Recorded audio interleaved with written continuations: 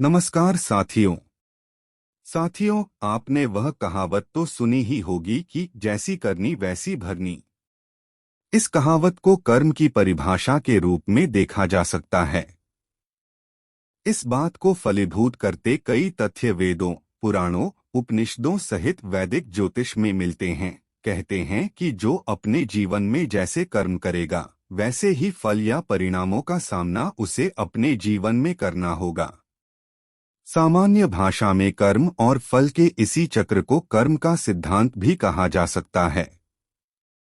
कर्म के फल को लेकर लोगों के अपने अपने मत है, जिनमें कुछ अपने जीवन की परिस्थितियों को पूर्व जन्म के कर्मों का फल मानते हैं, तो कुछ मानते हैं कि जीवन के अच्छे बुरे कर्मों का फल इसी जीवन से जुड़ा है। कर्मों के फल इस जन्म में मिलें या अगले जन्म में, हमारी कोशिश सार्थक कर्म करने की होनी चाहिए। अब सवाल यह उठता है कि आखिर कर्म क्या है? सार्थक कर्म और उनका सकारात्मक फल प्राप्त करने के लिए हमारा यह जानना आवश्यक है कि कर्म क्या है और यह कैसे कार्य करता है। गीता सार में कर्म की व्याख्या मिलती है। भगवान श्री कृष्ण के अनुसार कर्म वही है जो मनुष्य की बुद्धि में जन्म लेता है।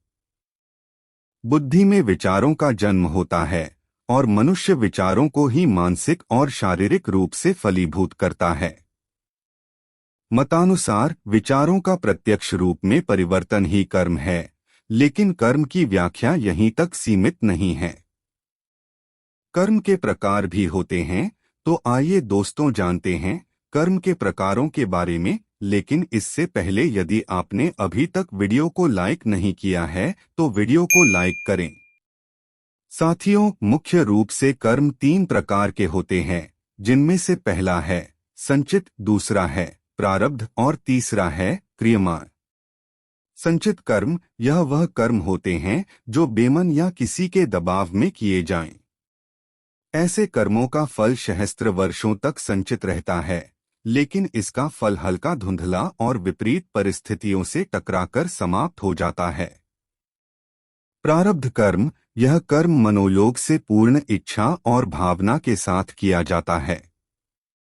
इस कर्म का फल सार्थक रूप में मिलना तय है, लेकिन समय निश्चित नहीं है। क्रियमाण कर्म यह कर्म का वह प्रकार है जिसका फल इसी जन्म में मिलना तय है। इसमें ऐसे कर्म आते हैं जिनसे दूसरों को दुख पहुंचता है, जैसे किसी को मारना या गाली देना या किसी अन्य प्रकार से प्रताड़ित करना या दुख पहुंचाना। अब समझते हैं वैदिक ज्योतिष और कर्म के बारे में। वैदिक ज्योतिष को कर्म का लेखा जोखा पढ़ने का एक उपयोगी शास्त्र माना गया है। पुरातन काल से वैदिक ज्योतिष का उपयोग कर्म और उसके फल का प्रकार जानने के लिए होता आया है। ऐसी कई वैदिक पद्धति है जिनसे इस जन्म और पूर्व जन्म के कर्मों का निष्कर्ष निकाला जा सकता है। साथ ही वैदिक ज्योतिष आपको जन्म कुंडली में ग्रहों की स्थिति के अनुसार आने वाले समय का सही अनुमान लगाने और ग्रहों व दशा की व्याख्या करता है, जो जीवन के अनुकूल और प्रतिकूल चरणों का पूर्वानुमान लगाने में मदद करता है। कर्म, प्रेम प्रसंग, जीवन साथी और बच्चे तथा आपके रिश्ते भी आपके कर्मों का परिणाम होते हैं। वैदिक ज्योतिष और कर्म के सिद्धांतों के अनुसार आपके कर्मों का लेखा जोखा ही आपके जीवन साथी या प्रेमी प्रेमिका के साथ संबंधों व उनके चुनाव में मुख्य भूमिका निभाता है। वैदिक ज्योतिष और वेद ग्रंथों में जीवन साथी को अर्धांगिनी शब्द से संबोधित किया गया है। सामान्य रूप से अर्धांगिनी का अर्थ शरीर के आधे हिस्से से जोड़कर देखा जाता है, लेकिन शास्त्रों में इसके मायने बेहद गहरे बताए गए हैं। शास्त्रों की इन्हीं मान्यताओं के अनुसार वर्तमान समय में कई थ्योरी सामने आई जिनमें दो विपरीत लिंगियों के आकर्षण को उनकी आत्मा और कर्मों से जोड़कर दिखाया गया है।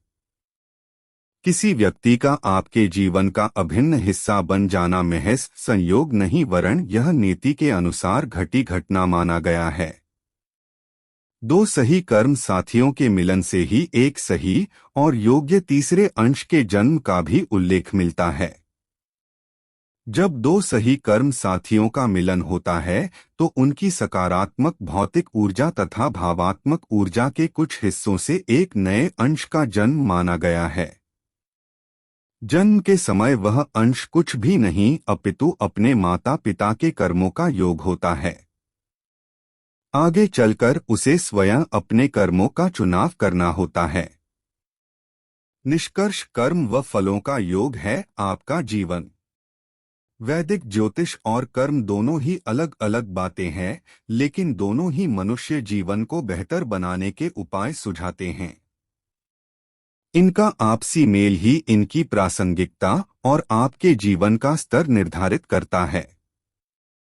जैसे आपके कर्मों का योग ही आपका जन्म समय और योनि का निर्धारण करता है, लेकिन इस जन्म समय और ग्रहों की स्थिति को पढ़ने और उसके अनुसार उचित अनुचित या उपायों को सुझाने का कार्य ज्योतिष शास्त्र करता है। तो आखिर में यही कहा जा सकता है कि उचित कर्मों का चुनाव करना ही इस जन्म और अगले जन्म में सकारात्मक फल प्राप्त करने का आसान उपाय है, लेकिन इन फलों का प्रभाव जानने का ज्योतिष शास्त्र एकमात्र साधन है। तो साथियों, आपको हमारी यह जानकारी कैसी लगी कमेंट करके ज़रूर बताएं और वीडियो पसंद आए तो लाइक करें तथा चैनल को सब्सक्राइब करें। धन्यवाद।